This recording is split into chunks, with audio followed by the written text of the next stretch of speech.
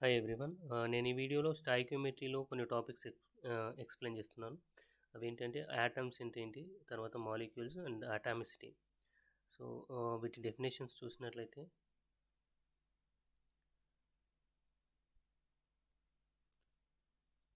Atoms ఏంటంటే this the smallest unit of matter that can directly take part in a chemical reaction and may or may not independence existence. So, ఇక్కడ ఏంటంటే smallest particle of smallest unit ఆఫ్ మ్యాటర్లో smallest యూనిట్‌నే మనము atoms అని చెప్పొచ్చు. So, ఇవి డైరెక్ట్‌గా కెమికల్ రియాక్షన్‌లో ఇన్వాల్వ్ అవుతుంటాయి. అయితే అవి ఇండిపెండెంట్‌గా ఉండొచ్చు, ఉండకపోవచ్చు. ఫర్ ఎగ్జాంపుల్ హీలియం తీసుకున్నట్లయితే, హీలియం అనేది నోబుల్ గ్యాస్ కాబట్టి ఇది ఇండిపెండెంట్‌గా ఉంటుంది. అయితే ఆక్సిజన్ తీసుకున్నట్టయితే, ఆక్సిజన్ ఆటమ్ ఇండిపెండెంట్‌గా ఎగ్జిస్ట్ కాదు. అది ఆల్వేస్ O2 అంటే ఆక్సిజన్ మాలిక్యూల్ ఫామ్‌లో ఉంటుంది. తర్వాత హైడ్రోజన్ చూసినట్లయితే, హైడ్రోజన్ కూడా సింగిల్‌గా ఎగ్జిస్ట్ కాదు. అది H2 H2 లాగా ఎగ్జిస్ట్ అవుతుంది. తర్వాత కొన్ని కేసులలో మనకి ఇలా చూపిస్తారు. బ్రాకెట్‌లో హైడ్రోజన్ గాని, ఆక్సిజన్ గాని వీటిని ఏమంటారంటే నేసెంట్ నేసెంట్ ఆటమ్స్ అంటారు. సో, నేసెంట్ హైడ్రోజన్ అని గాని, లేకపోతే నేసెంట్ ఆక్సిజన్ ఆటమ్ అని గాని అంటారు. ఎందుకు అంటే అవి ఎక్కువ టైమ్ ఎగ్జిస్ట్ కావు. ఒక షార్ట్ స్పాన్ ఆఫ్ పీరియడ్‌లో ఎగ్జిస్ట్ అయ్యి మళ్ళీ అవి H2గా గాని, తర్వాత O2గా గాని కన్వర్ట్ అయితాయి. అయితే ఆటమ్స్ ఏంటంటే smallest unit of matter that can directly take part in a chemical reaction. So, chemical రియాక్షన్‌లో డైరెక్ట్‌గా ఇన్వాల్వ్ అయ్యేటివి ఆటమ్స్. అవి మ్యాటర్‌లో స్మాలెస్ట్ యూనిట్ అని చెప్తున్నాము. వీటిలో కొన్నేమో ఇండిపెండెంట్‌గా ఉంటాయి, కొన్నేమో ఇండిపెండెంట్‌గా ఉండవు. అది గుర్తుపెట్టుకోవాలి. తర్వాత మాలిక్యూల్స్ చూసినట్లయితే, మాలిక్యూల్స్ ఏంటంటే when 2 or more atoms.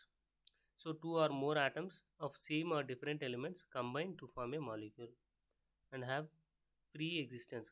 So, ఇక్కడ చూడండి 2 హైడ్రోజన్ ఆటమ్స్ ఉన్నాయి. కంబైన్ అయ్యి మాలిక్యూల్ ఫార్మ్ అవుతుంది. సో, 2 కావచ్చు, ఎక్కువ కూడా కావచ్చు. ఇంకోటి ఇక్కడ N2 3H2.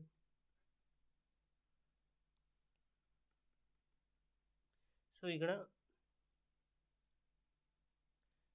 ఎక్కువ ఆటమ్స్ ఇన్వాల్వ్ అవుతున్నాయి.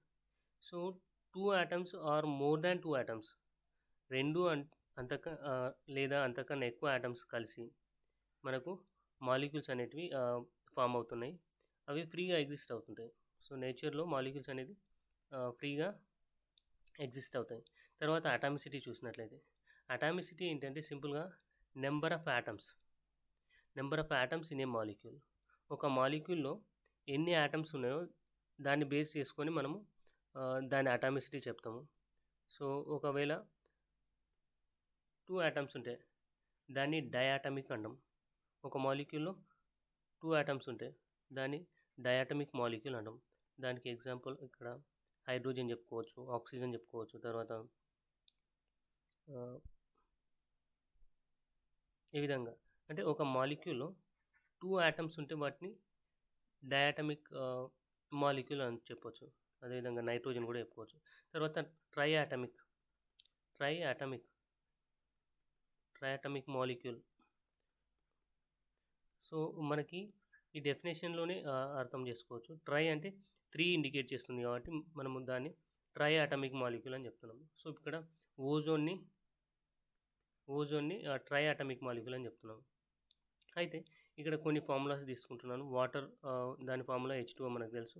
దీంట్లో అటామిసిటీ చూసినట్లయితే, సో, నెంబర్ ఆఫ్ ఆటమ్స్ ఎన్ని ఎన్ని ఉన్నాయో, అంటే టోటల్‌గా ఒక మాలిక్యూల్‌లో ఎన్ని ఆటమ్స్ ఉంటాయో దాని అటామిసిటీని ఆహ్, మనము 1, 2, 3, 4 ఆ విధంగా చెప్పుకోవచ్చనమాట. సో, ఇక్కడ 3 ఆటమ్స్ ఉన్నాయి కాబట్టి దీని అటామిసిటీ 3 అని చెప్తున్నాము. తర్వాత అమ్మోనియాలో ఒక నైట్రోజన్ ఆటమ్, 3 హైడ్రోజన్ ఆటమ్స్ ఉన్నాయి. సో, 4 ఆటమ్స్ ఉన్నాయి కాబట్టి అటామిసిటీ 4 అని చెప్తున్నాము. తర్వాత ఇక్కడ మీథేన్‌లో ఒక carbon atom and 4 hydrogen atoms ఉన్నాయి. సో, దీని అటామిసిటీ 5 అని చెప్తున్నాము.